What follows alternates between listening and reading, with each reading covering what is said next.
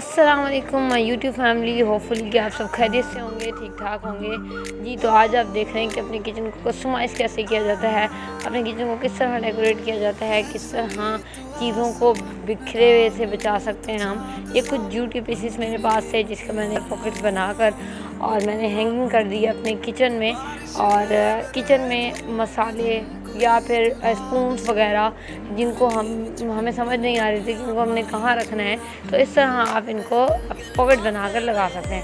یہ اوپر کچھ میں نے شوز کے میرے پاس چھلکے لگے ہوئے تھے جن کو میں نے خوبصورت سے ڈیکوریٹ کر دیا ہے، اور آپ بھی اس طرح ڈفرینٹ فلاور کے اسٹائل میں اس کو ڈیکوریٹ کر سکتے ہیں، چاہیں تو ایسے ہی کر سکتے ہیں۔ یہ آپ دیکھ رہے ہیں آلموسٹ کمپلیٹ ہو چکا ہے۔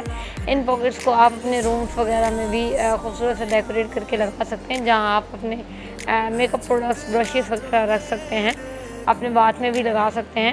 آپ کو ویڈیو میں کوئی بھی چیز پسند آئے تو لائک کر دیجیے گا، شیئر کر دیجیے گا، اینڈ چینل کو سبسکرائب کرنا نہ بھولیے گا۔ اس کے ساتھ اب میں آپ کو ایک اور چیز دکھانے جا رہی ہوں۔ میرے پاس ایک اولڈ بکٹ رکھی ہوئی تھی اور کچھ جوٹ کا جو کپڑا ہے وہ بچ گیا تھا۔ اگر آپ کے پاس جوٹ نہیں ہے تو آپ وہ جو پیازوں والی بوری ہوتی ہے اس کا استعمال کر سکتے ہیں۔ اس کو میں نے کچھ بھی نہیں کیا، اولڈ بکٹ کے اوپر میں نے جسٹ ریپ کر دیا ہے۔ اس کے بعد میرے پاس یہ کچھ کھجور کی گٹکس موجود تھی، وہ میں نے اس کے اندر ڈال دی ہیں، اس بکٹ کے اندر۔ یہ بوٹلس کی سمپل لیئرس کاٹ کے اس کے اوپر میں نے ہول کر کے فلاور لگا دیے تھے، اور اگر یہ آپ کو سیکھنا ہے تو وہ بھی میں آپ کو سکھا دوں گی۔ اس کے بعد آپ یہ کمپلیٹ ویو دیکھ رہے ہیں۔ Thank you so much for watching my video. اللہ حافظ، ٹیک کیئر۔